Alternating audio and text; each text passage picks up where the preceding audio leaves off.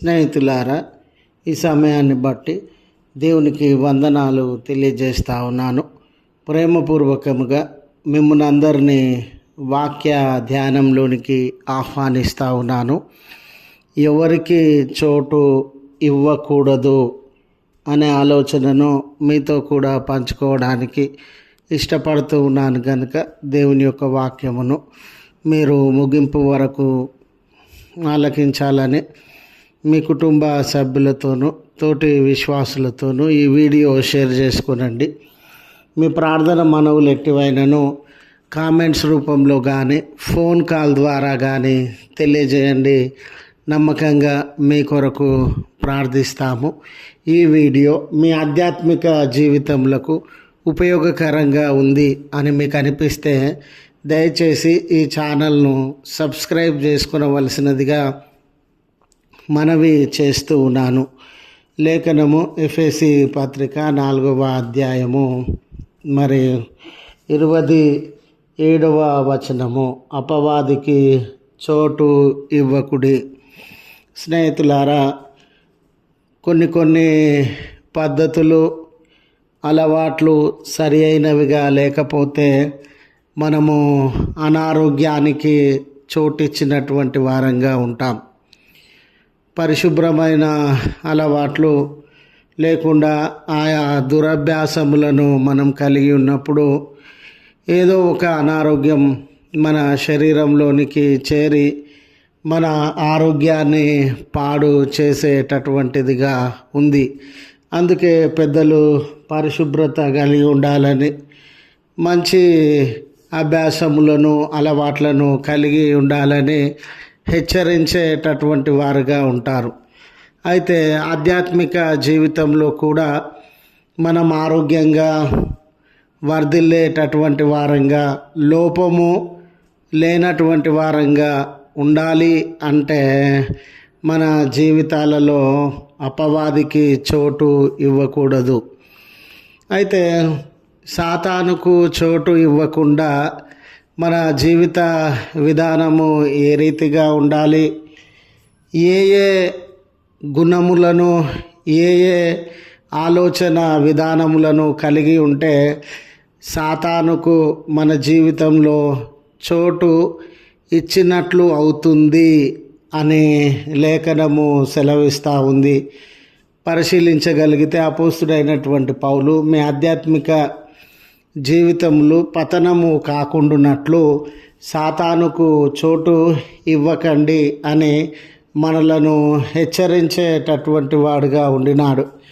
అయితే స్నేహితులారా, మన జీవితాలలో కొన్ని ఆలోచనలు, కొన్ని తలంపులు సరి అయినవిగా లేకపోతే మన జీవితాలలో అపవాది చొరబడే ప్రమాదము ఉండింది. అలా సాతాను చొరబడి మన ఆధ్యాత్మిక జీవితంలో నాశనం చేసే ప్రమాదము ఉండింది. కాబట్టి ఈ లక్షణాలు, ఈ ఆలోచనలు మనలో ఉండకుండా మనము జాగ్రత్త పడేటటువంటి వారంగా ఉండాలి. మొట్టమొదట కోపము లేనటువంటి వారంగా ఉండాలి.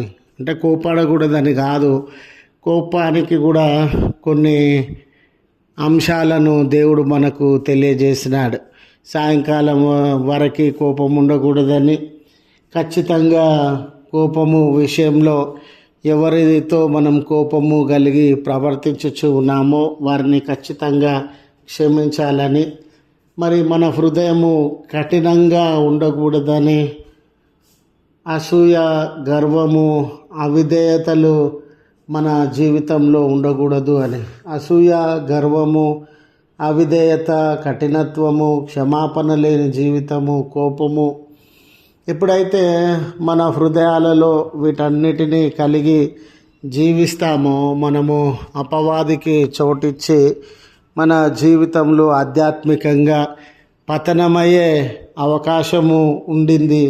స్నేహితులారా, అసూయకి చోటిచ్చి, కోపానికి చోటిచ్చి సౌలు లాంటి వారి జీవితాలు పతనమైనటువంటివిగా, గర్వానికి చోటిచ్చిన వారి జీవితాలు పతనమైనటువంటివిగా మనము గమనిస్తాం. కనుక ఈ కొన్ని జాగ్రత్తలను మనం పాటించినప్పుడు అపవాదికి చోటు ఇవ్వకుండా ఆధ్యాత్మికంగా బలంగా జీవించగలము, దేవునికి మహిమకరంగా జీవించగలము అని జ్ఞాపకం చేస్తూ ఈ మాటలను ముగిస్తూ ఉన్నాను. ప్రార్థించుదము. కృపగల తండ్రి, మీ పరిశుద్ధ ఉన్నతమైన నామమునకు వందనాలయ. మమ్మల్ని అందరినీ ప్రేమించి మరొక నూతన దినాన్ని మా జీవితాలలో అనుగ్రహించినావు. మేము అనేక విషయంలో మమ్మల్ని మేము సరిచేసుకొని మీ సాక్షులుగా జీవించే శక్తిని ఈ దినం మాకు అనుగ్రహించవలసినదిగా ప్రార్థన చేస్తూ ఉన్నాం. ఏ ఏ పనులు బాధ్యతల మధ్య మేము వెళ్తూ ఉన్నామో అవన్నీ మీ చిత్త ప్రకారం జరిగించడానికి మమ్మను బలపరచండి. మరి మమ్మను మరింత నూతనపరిచి మమ్మను చూచేవారు మిమ్మల్ని చూచులాగున మా మాట ఆలోచన వినేవారు మీ ఆలోచన వినులాగున మీ స్వారూప్యంలోనికి మమ్మను మలచండి. ప్రార్థనలో ఏకీభవించుచున్న నీ ప్రేమిడులను యేసయ్యా మీరు జ్ఞాపకం చేసుకునండి అయ్యా.